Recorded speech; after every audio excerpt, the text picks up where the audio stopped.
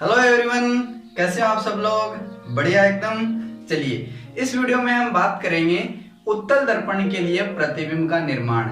Last video में हमने देखा था कि अवतल दर्पण से प्रतिबिंब का निर्माण, जिसमें हमने पढ़ा था कि उसमें 6 प्रकार के डायग्राम बने थे, 6 कंडीशन उसमें बन रही थी। लेकिन उत्तल दर्पण के अंदर केवल 2 ही कंडीशन बनती है। उसमें 6 क्यों बनी, उसमें 2 ही क्यों बनती है, इसका कारण भी आपको आगे बताएंगे। सबसे पहले इसकी 2 कंडीशन को समझते हैं। तो चलिए देखिए, पहले सबसे पहली बात तो कि उत्तल दर्पण होता है क्या है। तो हम जानते हैं कि कांच के खोखले गोले का भाग होता है उत्तल और अवतल, और जो भाग है उसके 2 पृष्ठ होते हैं, एक उत्तल पृष्ठ होता है और एक अवतल पृष्ठ होता है। उत्तल पृष्ठ को चिकना छोड़ा जाता है और अवतल पृष्ठ पर पॉलिश की जाती है लेड ऑक्साइड की। तो वो ऐसा दर्पण कौन सा होता है? हमारा उत्तल दर्पण होता है। चलिए इसके डायग्राम की हम बात करते हैं। तो देखिए इसके अंदर 2 कंडीशन बनती है। सबसे पहली कंडीशन है कि जब बिंब यानी वस्तु को कहां पर रख दिया जाए, अनंत पर रख दिया जाए। तो देखिए इस वस्तु को अनंत पर रख दिए। अब अनंत पर कोई वस्तु रखते हैं तो उसको हम दर्शाते नहीं है कि कहां रखी हुई है। ओके, तो हमने यहाँ पर अनंत पर वस्तु रख दी है। अब अनंत से ये 2 जो प्रकाश किरणें यहाँ से निकलेगी, तो यहाँ से प्रकाश किरणें जो हैं वो इस मुख्य अक्ष के समांतर आ रही हैं। तो हम जानते हैं इसके प्रतिबिंब निर्माण के जो नियम है कि यदि कोई कोई प्रकाश किरण मुख्य अक्ष के समांतर आती हैं तो वो कहां से गुजरती हैं? मुख्य फोकस से होकर गुजरती हैं। और जो प्रकाश किरण मुख्य फोकस से होकर आती हैं वो प्रकाश किरण मुख्य अक्ष के समांतर चली जाती हैं। ओके, तो यहाँ पर देखिए जो प्रकाश किरण है वो मुख्य अक्ष के समांतर आ रही है और ये समांतर आ रही है, लेकिन तो वास्तव में तो ये प्रकाश किरण इधर चली जाएगी, क्योंकि ये प्रकाश किरणों क्या करता है? फैलाता है। इसलिए इसको हम अपसारित भी दर्पण भी कहते हैं। और जो हमारा अवतल दर्पण होता है वो प्रकाश किरणों को इकट्ठा करता है, एकत्रित करता है, तो उसको हम अभिसारी कहते हैं। ओके, तो ये प्रकाश किरणों को फैलाएगा, इस प्रकार ये प्रकाश किरणें चली जाएगी। लेकिन जब इन प्रकाश किरणों को हम पीछे की तरफ बढ़ाएंगे तो हमें आभास होगा कि यह प्रकाश किरण जो है वो किसी फोकस पर यहाँ पर मिलती हुई प्रतीत होगी, क्योंकि जो प्रकाश किरणें मुख्य अक्ष के समांतर आ रही हैं उस नियम के अकॉर्डिंग वो प्रकाश किरण फोकस से होकर गुजरेगी। तो ये प्रकाश किरण यहाँ से आ रही है और मुख्य फोकस से होकर गुजरेगी। अब ये दोनों जो प्रकाश किरणें कहाँ काट रही हैं? इस मुख्य फोकस के ऊपर काट रही है। तो प्रकाश यहाँ पर काट रही है किरणें, तो इसका प्रतिबिंब, उस वस्तु का प्रतिबिंब कहाँ बनेगा? फोकस पर बनेगा। यानी आपने क्या देखा कि जब कोई प्रकाश किरण जो है अनंत पर रखी है तो उसका जो प्रतिबिंब वो कहाँ बनता है? फोकस पर बनता है। अब देखिए अवतल दर्पण के अंदर वो 6 कंडीशन क्यों बनी थी। देखिए अवतल दर्पण के अंदर जो हमारा वक्रता के अंदर है वो जो फोकस है वो उस साइड था।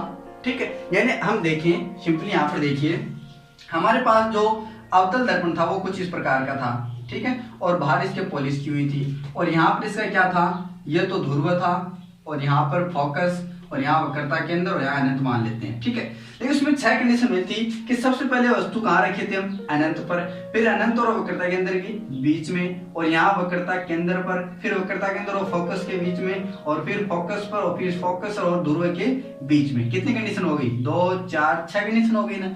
वहां 6 बनी थी, लेकिन यहाँ क्यों नहीं बन रही है 6? क्योंकि सबसे पहली बात तो कि कोई भी हमारे पास ऑब्जेक्ट होता है उस ऑब्जेक्ट को हमें इस दर्पण के हो चाहे लेंस के हो, हम हमेशा लेफ्ट साइड में रखेंगे। इस चीज का आपको ध्यान रखना। ऑप्टिक्स के अंदर हमेशा जो कोई भी ऑब्जेक्ट है, वस्तु है, उसको हम किरण चित्र बनाए तो उसको कहाँ रखेंगे? लेफ्ट साइड में रखेंगे उसके। ठीक है, तो यहाँ पर देखिए लेफ्ट साइड में रख दिया, तो यहाँ से लेफ्ट साइड में रखेंगे जब कोई प्रतिबिंब तो 6 कंडीशन बनेगी। किसमें? अवतल में। लेकिन जब उत्तल में यहाँ रखेंगे तो उत्तल में कोई फोकस वक्रता के अंदर है ही नहीं, तो यहाँ पर केवल 2 कंडीशन बनेगी। या तो फिर कहाँ रखे? अनंत पर रखे, या फिर अनंत और इस ध्रुव के पी के बीच में कहीं भी रखें। 2 कंडीशन बनेगी। ओके, तो चलिए अब यहाँ पर जो प्रतिबिंब बन रहा है फोकस पर, हम जानते हैं कि जो प्रकाश किरण काटेगी वही उसका प्रतिबिंब बनेगा। अब यहाँ पर प्रतिबिंब बन जाएगा फोकस पर। ओके, अब ये होगा कैसा है प्रतिबिंब? तो सबसे पहली बात तो ये प्रतिबिंब जो है वो वस्तु से बहुत ही छोटा होगा, बहुत ही छोटा होगा, या फिर कह सकते हैं बिंदु के आकार का होगा। कैसा होगा? बिंदु के आकार का होगा, सबसे पहली बात तो।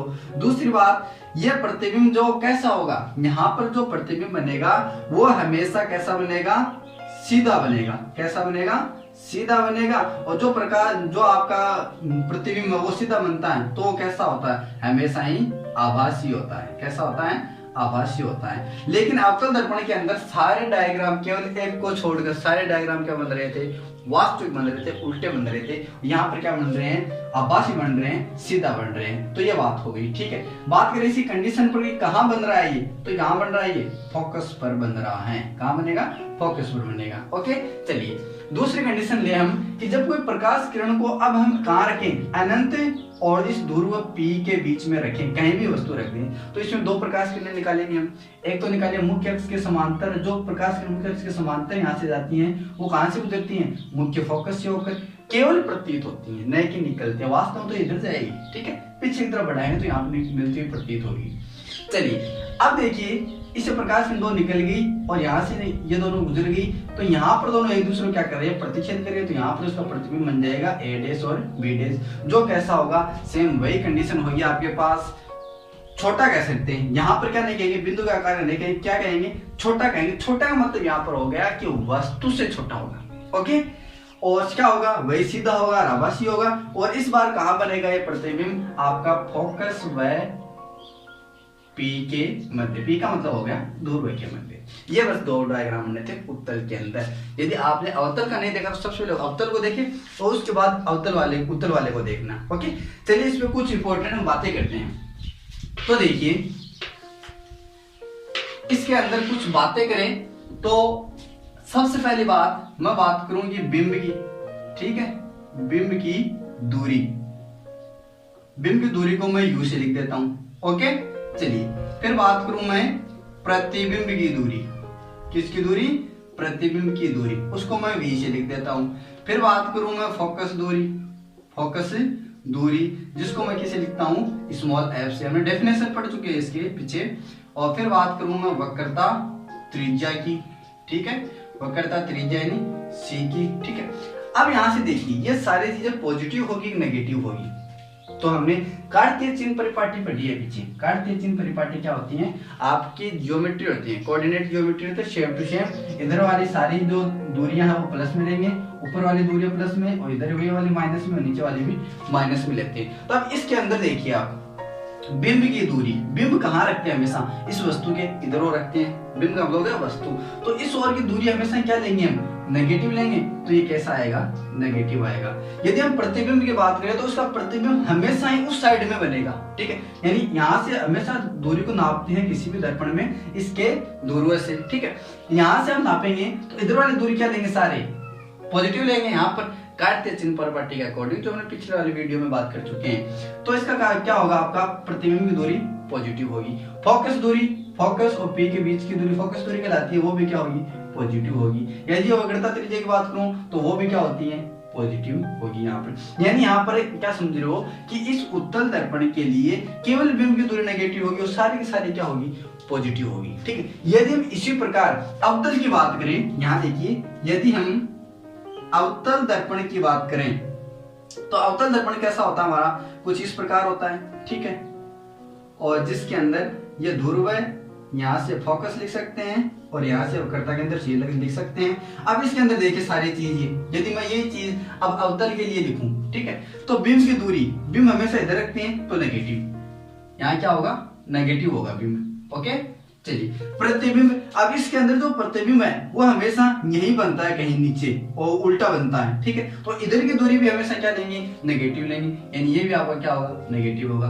फोकस दूरी, फोकस इधर है, फोकस और P के बीच की दूरी, तो भी वो इधर क्या होगी, नेगेटिव होगी, ठीक है। यदि हम वक्रता त्रिज्या की बात करें तो वक्रता त्रिज्या भी इधर ही है, यानी इधर वाली दूरी हम नेगेटिव लेंगे, तो वो भी क्या होगी, नेगेटिव होगी। कहने का मतलब अवतल दर्पण के अंदर आपके पास बिंब की दूरी, प्रतिबिंब की दूरी, फोकस दूरी, वक्रता त्रिज्या जो है वो चारों जो चीजें हैं वो नेगेटिव लेते हैं, ठीक है, जब भी कोई न्यूमेरिकल करते हैं हम। ओके, और ये जो आपके उत्तल के अंदर हैं वो सारे क्या लेते हैं, पॉजिटिव लेते हैं, केवल बिंब की दूरी को छोड़ के। ओके, तो लास्ट वीडियो में हमने बात की थी कि अवतल दर्पण से बनने वाले प्रतिबिंब, उसके किरण चित्र भी बनाए हैं हमने 6-7, जो आप पिछले वाली वीडियो में जाके देख सकते हो, लिंक वीडियो डिस्क्रिप्शन में मिल जाएगी, या फिर आपको एक प्ले लिस्ट बनी हुई है, प्ले लिस्ट में आप जाके देख सकते हो।